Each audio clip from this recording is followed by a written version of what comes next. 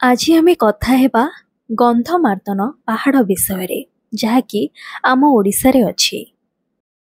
एही पहाड़ को नहीं रही अनेक पौराणिक तथ्य।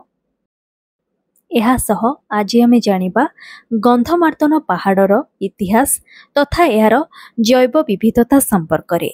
प्रकृति पाई काहेकि एहा अत्यंत गुरुत्वपूर्ण से विषय रे मध्य आमे आज जानिबा। प्रथम जानतु एही गंधमार्दन पहाड़ केउठी अछि। गंधमार्दन पहाड़ ओडिशार बलांगीर और बरगढ़ जिला मध्य थिबा एक पर्वत समूह अटे। यह आयुर्वेदिक औषध मिलुथिबा अनेक दुर्लभ वृक्षराजी रे परिपूर्ण होइथिबारु भारत रे विख्यात होई परिछि। एही पर्वत रे बक्साइट खनिज पदार्थ विपुल परिमाण रे मिले। ओडिशा सरकार तथा विभिन्न बेसरकारी अनुष्ठान माने एठारु बक्साइट खनन करी कारखाना मानंकु पठाई थांती। चलंतु एबे जानिबा गंधमार्दन पहाड़ को नैथिबा पौराणिक तथ्य विषय रे। एही पर्वत सह बहु कालरू ऐतिहासिक तथा पौराणिक तथ्य जड़ित होई रहिछि। प्राक्तन काल रे एहा बौद्धिक संस्कृतिर एक पीठ हिसाब रे रहिथिबा इतिहास कुहे।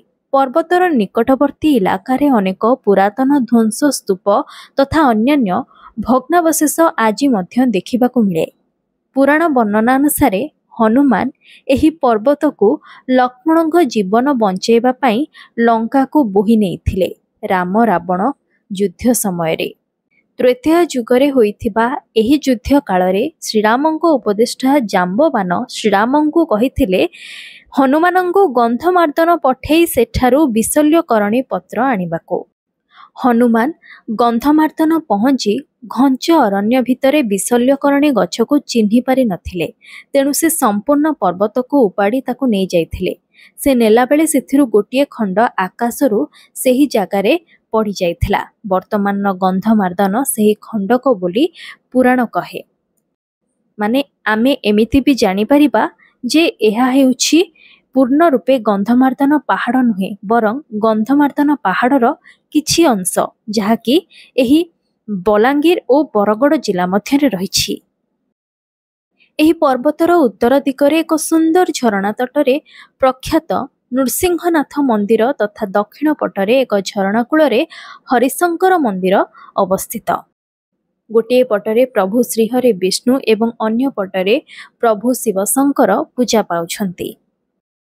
एबे चलंतु जानिबा एही पहाड़ को नहीं रहिथिबा इतिहास संपर्क रे।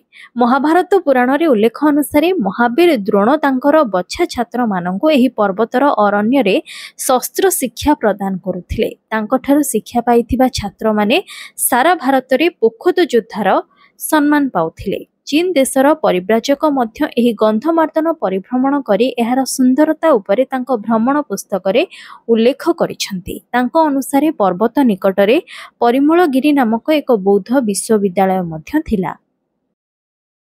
एबे आसंतु जानिबा सबुठु बड़ विषय उपरे माने गंधमार्दन पहाड़र जैव विविधता विषय रे।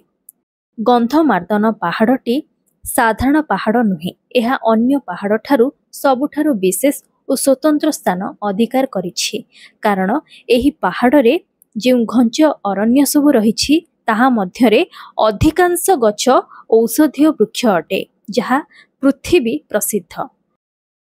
एठारे बोटानिकल सर्वे ऑफ इंडिया आनुकूल्य रे होइथिबा अनुध्यान अनुसार 220 प्रकार दुर्लभ औषधीय वृक्ष उपलब्ध थिबा कथा लिखा जाइथिला। किंतु स्थानीय लोकंक मतरे एठारे 500 रु भी बेसी प्रकार औषधीय वृक्ष मान रहिछि। स्थानीय अंचल वैद्य माने एही सबु गछ को औषध निर्माण करिबारे व्यवहार करिथांती। गंधमार्दन पहाड़र जंगल रे मिलुथिबा औषधयुक्त जड़ीबूटी पत्र गछर बकल व्यवहार करी आयुर्वेदिक औषध निर्माण पाई एहा निकटरे अनेक बेसरकारी आयुर्वेदिक कर्मशाला खोला जाइछि। सरकार मध्य एहा निकटरे बरगढ़ और बलांगीर जिले में 2टी आयुर्वेदिक कॉलेज खोली एहार औषध उपरे गवेषणार व्यवस्था करिसंती।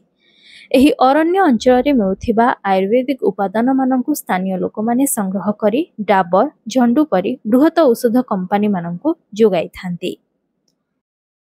ଗନ୍ଧମାର୍ଦ୍ଦନ ପରିବେଶ ସୁରକ୍ଷା ବକ୍ସାଇଟ୍ ଖନନ ପାଇଁ ଗନ୍ଧମାର୍ଦ୍ଦନ ପର୍ବତର ପରିବେଶ ନଷ୍ଟ ହେବାର ସମ୍ଭାବନା ଥିବାରୁ ଏହି ଅଞ୍ଚଳ ତଥା ପଶ୍ଚିମ ଓଡ଼ିଶାର ଅନେକ ସଚେତନ ନାଗରିକ ଗନ୍ଧମାର୍ଦ୍ଦନ ସୁରକ୍ଷା ସମିତି ଗଠନ କରି ଏହାର ପରିବେଶର ରକ୍ଷା ପାଇଁ ଅହରହ ଉଦ୍ୟମ ଜାରି ରଖିଛନ୍ତି, ଯାହା ପାଇଁ ଏବେ ମଧ୍ୟ ଗନ୍ଧମାର୍ଦ୍ଦନର ପ୍ରାକୃତିକ ଶୋଭା ଅତୁଟ ରହିଛି।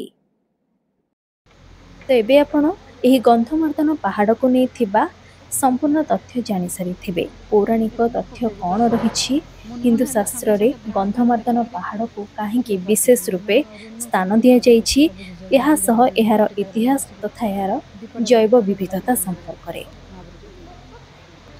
ଯଦି ଆଜିର ଏହି ଭିଡ଼ିଓଟି ଆପଣଙ୍କୁ ଭଲ ଲାଗିଛି ତେବେ ଏହାକୁ ଲାଇକ୍ କରନ୍ତୁ ଏବଂ ଖୁବ୍ ମାତ୍ରାରେ ସେୟାର ମଧ୍ୟ କରନ୍ତୁ। ଇନଫର୍ମେସନ୍ଟି ଆପଣଙ୍କୁ କିଭଳି ଲାଗିଲା ମୋତେ କମେଣ୍ଟରେ ନିହାତି ଜଣାଇବେ।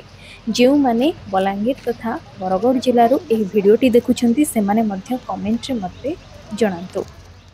ଆମ ଦେଶ, ରାଜ୍ୟ ତଥା ଜିଲ୍ଲା ସହ ଜଡ଼ିତ ଏଭଳି ଅନେକ ଇନଫର୍ମେଟିଭ୍ ଭିଡ଼ିଓ ଯଦି ଆପଣ ଦେଖିବାକୁ ଚାହାନ୍ତି ତାହେଲେ ଆଜି ହିଁ ମୋ ଚ୍ୟାନେଲକୁ ସବସ୍କ୍ରାଇବ୍ କରନ୍ତୁ।